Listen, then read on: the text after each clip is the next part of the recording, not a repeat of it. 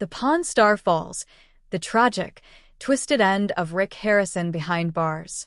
Let's rewind for a second.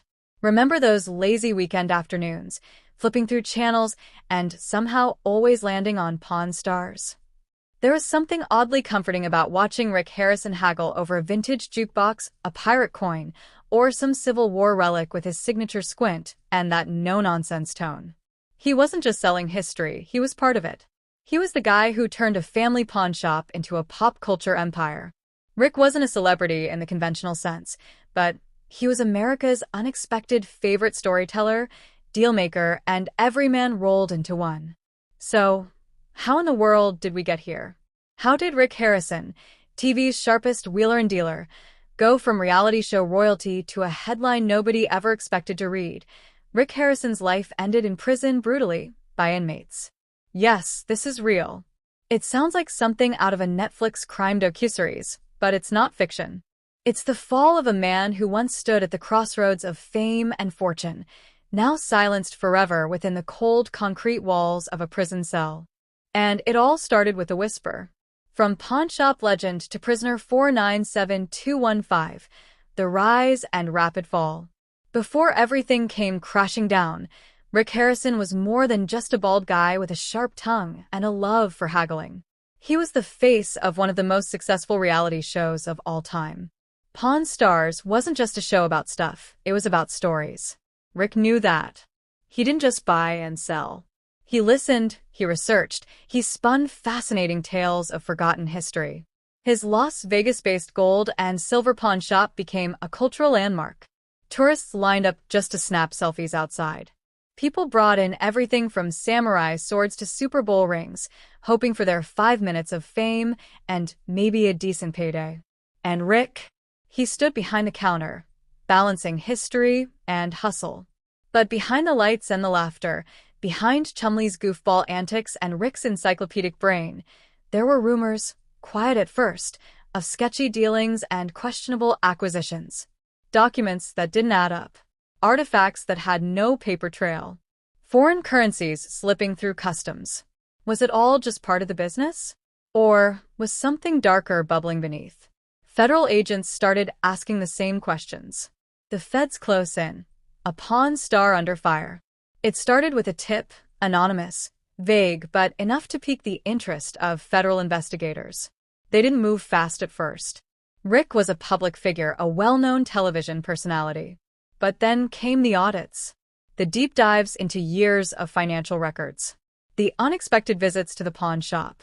And then, the real bombshell. Allegations of trafficking stolen historical artifacts, some believed to be looted from war-torn regions.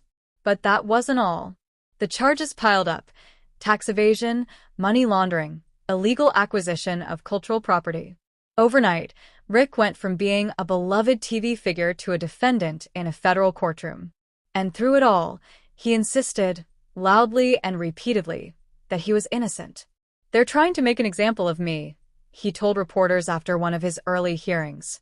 "I built something from nothing, and now they want to tear it down." His fans rallied, hashtags trended, and a few fellow celebrities even spoke out in his defense. But in court, the narrative wasn't so forgiving. Evidence surfaced, photos, wire transfers, suspicious purchases linked to criminal networks overseas. Still, even then, few believed Rick would serve real time. Until the verdict dropped like a guillotine. Guilty. The shocking sentence that changed everything. The courtroom was silent when the judge delivered the sentence. Life in prison without the possibility of parole. It was stunning. Rick Harrison, reality TV icon, father, entrepreneur, was going away for good. The prosecution painted a picture of a man who abused his platform for personal gain, exploiting legal loopholes and trafficking in history's stolen treasures. They argued that Rick's empire wasn't just built on deals, but on deception. And as the gavel fell, Harrison's face remained expressionless. No tears, no outbursts, just a tight jaw and narrowed eyes. Some say it was the look of defiance. Others think it was the first flicker of fear. Because Rick had just been sentenced to spend the rest of his life in one of the country's most dangerous federal prisons, and no one in that courtroom could have predicted what would happen next. A prisoner among predators, What life behind bars looked like for Rick Harrison. The public moved on quickly, at least on the surface. Media outlets dropped the next story, social media shifted focus, and TV networks scrubbed Pawn Stars reruns from their schedules. But for Rick, time slowed down. Inside the prison walls, Rick wasn't a TV star. He wasn't a guy who made clever jokes or closed big deals. He was just another inmate known for a famous past, a big mouth, and, unfortunately, a high-profile case that made him a target. According to anonymous guards and insiders, Rick didn't adjust well.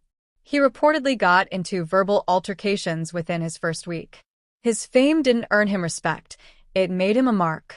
There were whispers of bribes for protection, clashes over control, and even a brutal altercation in the prison yard that left him hospitalized for several days.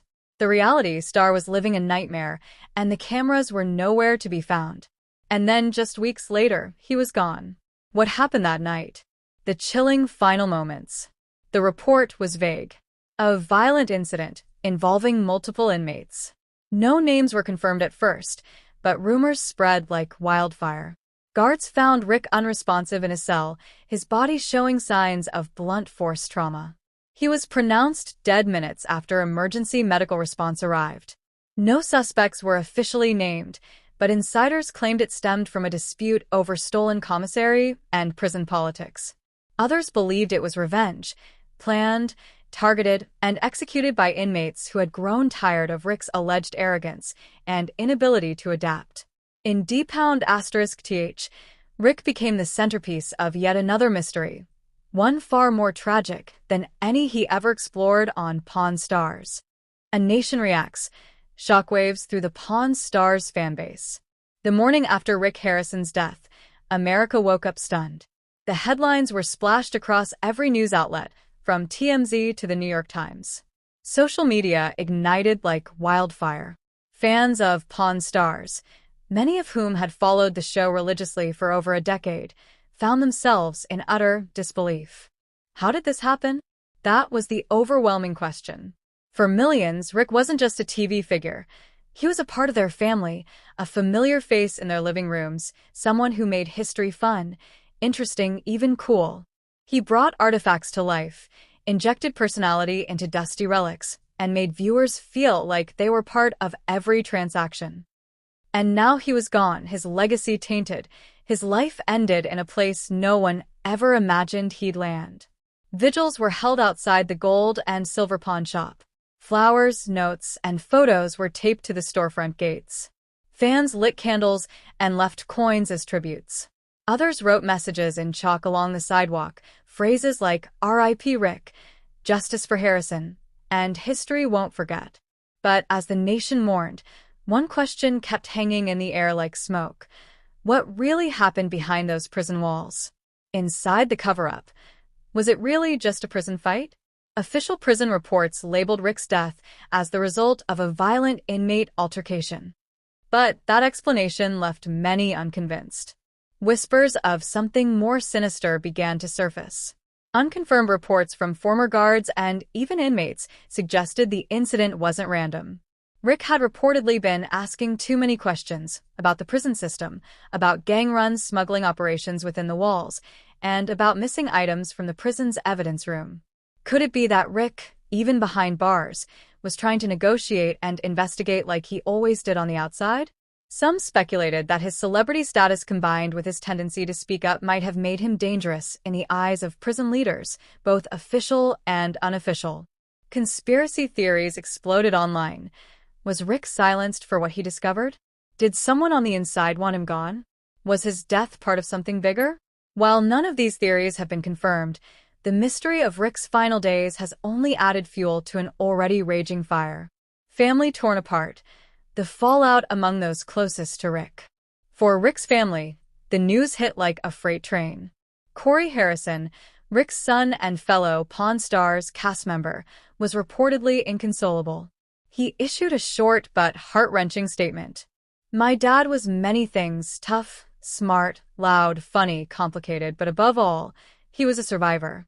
To see his life end this way, in that place, is something I'll never make peace with." Family members have largely remained silent since the tragedy, but sources close to the Harrisons say the pain runs deep.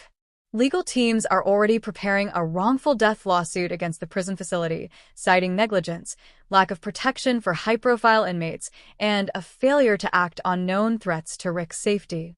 Chum Lee, Rick's longtime friend and co-star, shared an emotional tribute on Instagram.